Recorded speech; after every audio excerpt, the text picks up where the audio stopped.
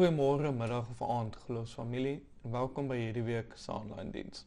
Ons is op die oomblik besig met 'n reeks oor 'n kerk wat God tevrede stel. Hoe lyk 'n kerk wat God tevrede stel? En ek het nog eens baie geworstel met die materiaal wat Arno vir my gestuur het vir hierdie week. Want die tema gaan oor vrymoedigheid. Nou, voordat ek nou inspring oor hoekom ek geworstel het met hierdie tema, kom ons kyk na die teks vir die tema vandag. Ons vind dit in Handelinge 4 en ons lees oor die verhaal van Petrus en Johannes in Jerusalem. In Handelinge 4 word hulle gevange geneem deur die priesters in die tempel in Jerusalem. En ons kry 'n bietjie agtergrond van hoekom hulle gevangenes geneem word in Handelinge 3, waar Petrus 'n verlamde man op die trappe by die tempel gesond gemaak het. Hy het hom gesond gemaak in die naam van Jesus Christus en direk daarna het hy 'n lang preek ding gedoen by die trappe. En dit is in lig van hierdie in Handelinge 4 waar so die priesters dan kom en beide Petrus en Johannes gevangenes neem en dan hulle vasboei in die tronk vir 'n aand lank en die volgende dag verskyn hulle voor die familiehoofde en die hoëpriesters ensovoorts, die belangrike mense. En in vers 7 lees ons hulle vra vir Petrus en Johannes, deur watter krag of deur watter naam het julle dit gedoen? Met verwysing na die verlamde man. En Petrus getuig dan. Die teks sê letterlik hy word gevul met die Heilige Gees en hy getuig van Jesus Christus, die een wat hulle gekruisig het, hoe hy weer opgestaan het uit die dood, hoe God hom opgewek het uit die dood uit. En Petrus sê baie mooi goed. Maar die gedeelte waarop ons fokus vandag is Handelinge 4 vers 13. En dis net nadat Petrus klaar gepraat het en kom ons lees. Toe hulle Petrus en Johannes se vrymoedigheid sien en besef dat hulle ongeleerd en leuke is, was hulle verbaas en het hulle erken as mense wat saam met Jesus was.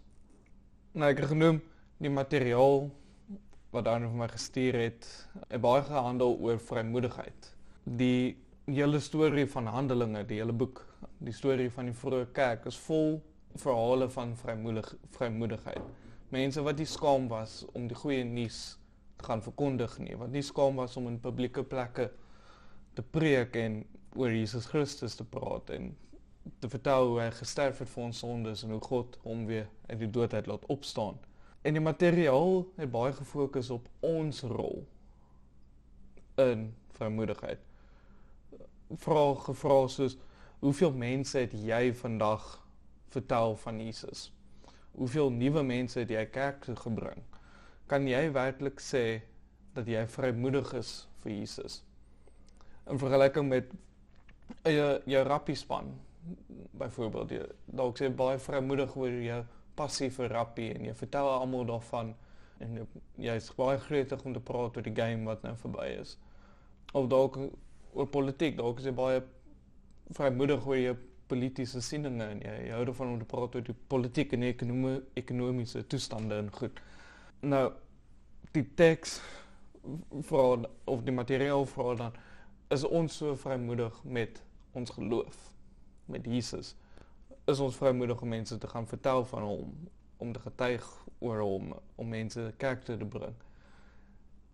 En ek het 'n bietjie van 'n probleem met die boodskap. En in my opinie, om die boodskap te grond op hierdie belangrike tema in Handelinge van vrymoedigheid, voel ek dit mis 'n baie belangrike punt wat Handelinge maak. En dalk spring ek 'n bietjie vooruit in die reeks, of dalk trap ek op 'n paar tone, so ek sê jammer daarvoor, jammer nou is ek nou 'n bietjie off script gaan hierso, maar ek voel regtig, dit is 'n boodskap wat die Here op my hart lê, vandag rakend hierdie tema. Nou, wat beteken dit om vrymoedigheid te hê in ons geloof? Ja, dit kan die vraag wees wat ek net genoem het van, hoeveel mense het jy kerk toe gebring, hoeveel mense het al vertel van Jesus en goed. Maar kan dit ook beteken dat jy moet vrymoedig mense lief hê rondom jou? Kan dit ook beteken dat jy moet vrymoedig geld weggee vir die kerk of vir die haweloses? Of beteken dit dat jy moet vrymoedig alles verkoop wat jy besit en Thailand toe gaan en die evangelie gaan verkondig? Dis nie so straightforward om te sê om vrymoedig oor ons geloof te wees nie. Want dit behels 'n klomp dinge. Geloof is nie soos 'n rappie game dis net hierdie een aspek nie. Geloof is ons hele lewe. Of dit beïnvloed ons hele lewe. Kom ons kyk weer na Petrus en Johannes. In vers 13 lees ons dat die hoëpriesters en die ander leiers van die gemeenskap het hulle herken as mense wat saam met Jesus was. Petrus en Johannes het 'n lang pad saam met Jesus gestap. Hulle was van die eerste disippels gewees en hulle het 'n goeie verhouding gehad met Jesus, 'n noue verhouding. Hulle het langs hom gestap, letterlik. So die vrymoedigheid wat Petrus en Johannes het, vloei vanuit hierdie verhouding wat hulle het met Jesus. Vrymoedigheid is die manier waarop hulle getrou bly aan dit wat God hulle geroep het om te doen. En dit is om die evangelie te gaan verkondig, om te gaan vertel. En die hoëpriesters, hulle gaan aan en hulle dreig Johannes en vir Petrus, dat hulle weer in die tronk gaan sit, dat hulle gaan martel en wat ook al. Maar tog het hulle vasgestaan en vrymoedig gebly om die goeie nuus te vertel. Na hierdie insident dan word hulle weggestuur want daar's te veel mense teenwoordig. En hulle gaan aan en hulle vertel net verder. Hulle verkondig net verder die evangelie, die goeie nuus. En jy mag ook dink hierdie is besonderse mense dat hulle dit kon gedoen het. Maar in vers 13 lees ons dat hulle letterlik ongeleerde en leuke mense was. Nou, het Griekse woord arne weet ek, hou my baie graag daaroor aan, maar ek gaan nou nie die Griekse woord noem nie, maar die Griekse woord wat as leuke vertaal word, beteken letterlik gewone mense, ordinary people. Beteken, daar's letterlik niks spesiaal aan hulle nie. Hulle is nie anders as ek of jy of enigiemand anders nie. Maar tog het God deur hulle gewerk, het die Heilige Gees deur hulle gewerk om die evangelie te gaan versprei. En alhoewel die hoëpriesters en goed hulle gedreig het hulle nog steeds vrymoedigheid gehad om aan te hou die goeie nuus te gaan vertel. Maar soms vir ons wil ons die maklike opsie kies. Ek wil nie tronk toe gaan omdat ek die evangelie vertel nie. Jy wil dalk ook nie uitgesonder word van jou vriendekring omdat jy vir hulle vertel van Jesus nie. Soms roep die Here ons om ongemaklike goed te doen. Soos dalk nie noodwendig om die evangelie te gaan verkondig nie, maar soms roep die Here ons om vir iemand te bid of om vir iemand geld te gee. Soms kan die Here dalk ons roep om 'n vriendskap te hê met iemand wie ons nie baie van hou nie. Dit is 'n baie moeilike een. En dan sal ons dink wanneer ons hierdie moeilike opdragte kry, ek sal dit môre doen of nou is nie die regte tyd nie. Ek wil nie dinge ongemaklik maak nie of jy sal sê wat gaan hierdie persoon van my dink as ek hierdie ding doen? As ek nou vir hulle vra of ek vir hulle kan bid. Wat as dit vreemd is? Sal jy ook wonder. En jy maak al hierdie verskonings op en dan op die einde doen jy nie wat die Here jou geroep het om nou te doen nie. En jy doen nie goed nie omdat jy nie vir die Here lief is nie, maar omdat jy bang is, omdat ons bang is, omdat ons ongemaklik is, omdat gehoorsaamheid dikwels iets van ons eis. En dis waar ek dink ons versigtig moet wees wanneer ons praat oor vrymoedigheid. Want as ons sê jy moet meer vrymoedig wees, kan ons baie maklik die indruk skep dat dit oor ons gaan. Jy kan maklik die indruk skep dat elke Christen nou moet uitgaan en vir elke liewe persoon wat hulle teekom, vertel van Jesus. En om in eerlikheid te sê, meeste mense daar buite weet al van Jesus. Hulle ken die storie, die oorhoofse storie ten minste. En om te praat oor vrymoedigheid, kry die indruk dat dit oor ons gaan, dat dit ek is wat vrymoedig moet wees. Ek moet die een wees wat 'n impak maak op mense rondom my. Ek moet die een wees wat 'n verskil gaan maak in die wêreld. Terwyl ek dink dit nie oor ons gaan nie, maar oor God gaan. Eerder as om te sê, jy moet meer vrymoedig wees, dink ek moet ons eerder die vraag vra, Here, wat vra U van my? Want God roep ons almal om hom te dien. Hy roep ons almal as Christene om te leef soos Jesus en om hom te dien en om sy lig te wees in die wêreld soos Bergsig's lese is. Maar hy roep ons almal nie op dieselfde manier nie. Sommige sal hy dalk roep om predikers te wees, soos ek en Arno. Ander van ons roep hy op 'n ander manier, vir 'n ander bediening, vir 'n verskillende bediening. En ons het verskillende gawes. Praat met Tannie Edna of met Arno as jy dit wil gaan uitsort of uitvind wat jou gawes is, maar die Here gee vir ons verskillende gawes omdat ons verskillende roepings kry. Ons bevind onsself in verskillende omstandighede omdat God ons in verskillende plekke plaas sodat hy deur ons kan werk in hierdie verskillende plekke. As ons almal op dieselfde straathoek staan en dieselfde boodskap preek, dan gaan net daai groepie of daai area bereik word. Die Here plaas ons oral sodat ons sy werk oral kan doen of deelneem eintlik. Eerder as om te sê ons moet meer vrymoedigheid hê, dink ek moet ons leer hoe om te onderskei wat is God besig om hier te doen en hoe wil hy hê moet ek daaraan deelneem. Dit is baie maklik om te praat oor ons impak op die wêreld.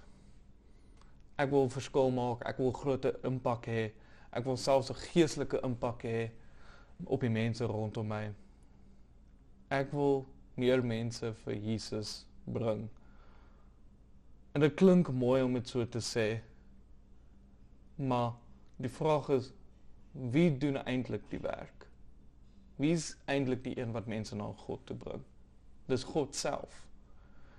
Ons kan niemand se hart verander nie. Ons kan niemand tot geloof bring nie. Ons kan niemand se lewe transformeer nie. Net God kan dit doen. Ons kan getuig, ons kan bid, ons kan lief hê, ons kan dien en ons kan gehoorsaam wees. Maar God is die een wat werk. En dit beteken dat ons nie geroep is om vir onsself 'n groot geestelike impak te probeer skep op die wêreld rondom ons nie. Maar ons is geroep om gehoorsaam te wees aan God en deel te neem aan die werk wat hy reeds besig is om te doen. 'n Simpel voorbeeld. Ek verwys nou weer terug na die Masinga uitreik. Op 'n dag in die Masinga uitreik het ek gevoel die Here vra vir my om te bid vir een van my graad 10 kinders wat op die uitreik gegaan het. En ek was ongemaklik geweest daaroor. Ek is nie regtig 'n persoon wat dikwels bid vir mense nie. Ek vind dit ongemaklik om dit te doen. En ek het die hele tyd hierdie gevoel van ek voel die Here sê vir my ek moet bid vir hierdie persoon. Ek probeer dit die hele tyd aan een kant sit. Want wie is ek nou om vir iemand te gaan bid? Wie is ek nou vir die Here om te sê kan bid vir hierdie persoon? Ek was bang geweest. Ek het die hele tyd verskonings gemaak. Ag, hulle is nou besig om te chat of te speel wat ook. Ek gaan nie nou pla en inmeng en goed nie. Of ek wil nie die een wees wat out of bounds tree of iets dit nie, as dit sin maak. Ek wil nie voel dat ek so spesiaal probeer voorkom nie. En so het die dag aangeloop tot die volgende dag toe vind ek uit dat die kind wie ek gevoel het die Here vir my sê om voor te bid, gaan saam met die huisbesoekspan na mense se huise toe om mense te gaan besoek. En toe ek besef het dat hierdie kind nou gaan op die huisbesoek ding, toe besef ek die Here wou gehad het ek moes vir haar bid vir ondersteuning voordat sy gaan op die huisbesoek. En ek het dit toe nie gedoen nie. Ek het toe na die tyd vir haar gebid en goed en of dit 'n impak gehad het of nie, weet ek vandag nog glad nie. Maar 'n mens sou maklik kan sê ek moes meer vrymoedig gewees het. Ek moes meer vrymoedig gewees het om my geloof uit te leef en te gaan bid vir die kind. Maar ek dink die kernprobleem is eintlik dat ek ongehoorsaam was. So wat ek geleer het in hierdie insident is dat dit soms belangriker is om die vraag te vra, is ek gehoorsaam in plaas van in plaas daarvan om te vra, is ek vrymoedig genoeg? Want soms sal gehoorsaamheid beteken dat ons vrymoedig moet wees. Soms sal gehoorsaamheid beteken dat ons iets moet sê wat moeilik is. Soms beteken dit dat ons moet vir iemand bid. Soms beteken dit dat ons iemand moet dien. Of dalk beteken dit dat ons moet wag. Wag op die Here. Dit is 'n moeilike een vir mense om te doen. Soms beteken dit dat ons moet iemand vergewe. Of dit beteken dat ons iets moet doen wat vir ons ongelooflik ongemaklik is om te doen. Ons moet luister wanneer God roep en dan moet ons gehoorsaam wees om dit te doen. Wanneer ons kyk na Petrus en Johannes, hulle het nie die krag gehad om die kerk op te bou nie. Hulle het nie die krag gehad om mense se harte te verander nie. Hulle het nie die Heilige Gees self geskep wat hulle bemagtig het nie. Dit is God gewees wat dit gedoen het. Hy het hulle gebruik en hy het hulle geroep om te gaan getuig. En hulle was gehoorsaam gewees. En dit is dieselfde met ons. Ons werk nie vir God asof alles van ons afhang nie. Ons werk saam met God terwyl hy die koninkryk opbou. En ons neem net deel daaraan. En ons moet net die vraag vra, Here, wat vra U vandag van my? En wanneer hy antwoord, dan moet ons vra, Here, help my om gehoorsaam te wees. Nou, dit beteken nie dat vrymoedigheid onbelangrik is nie. Vrymoedigheid is nog steeds belangrik. Maar so ook is gehoorsaamheid. Maar daar sal tye kom wanneer ons weet wat God van ons vra om te doen, maar ons is te bang om dit te doen. En dan het ons vrymoedigheid nodig om ons te help om te doen wat God ons roep om te doen. Maar die doel van daardie vrymoedigheid is nie om onsself 'n groot spectacle te maak nie. Die doel is om getrou te wees aan God. So geliefdes, ek wil hê, ons moet vandag 'n bietjie sit met die vraag, Here, wat vra U van my vandag? Miskien is daar iemand wat jy moet bel. Miskien is daar iemand vir wie jy moet bid. Miskien is daar iemand wat jy moet vergewe. Miskien is daar iemand aan wie jy moet sê jy is jammer. Miskien moet jy 'n gesprek hê wat jy al lank vermy. Miskien moet jy iemand dien. Miskien moet jy stil wees en luister. Miskien roep God jou na bediening toe. Of miskien roep hy jou om iemand te bemoedig. Miskien roep hy jou om jou geloof met iemand te deel. Ons weet nie altyd vooraf wat God van ons gaan vra nie, maar wat ons kan bid is, Here, maak my bereid om te luister. En wanneer jy roep, maak my gehoorsaam. Kom ons bid. Here God, dankie dat ons almal veilig is by ons huise. Dankie vir die week wat ons gehad het. Here, dankie dat U die een is wat werk. Dankie dat U vir ons hierdie geloofsgemeenskap gemaak het, Here.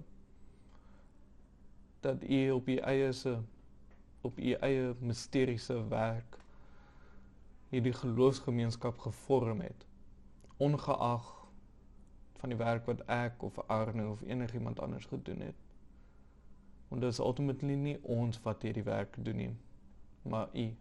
En dankie dat U ons nooi om saam met U die werk te doen. Om saam te kan deelneem en saam te kan sien hoe wonderlik U is. Here, ek vra dat U ons sal help om U stem te kan onderskei.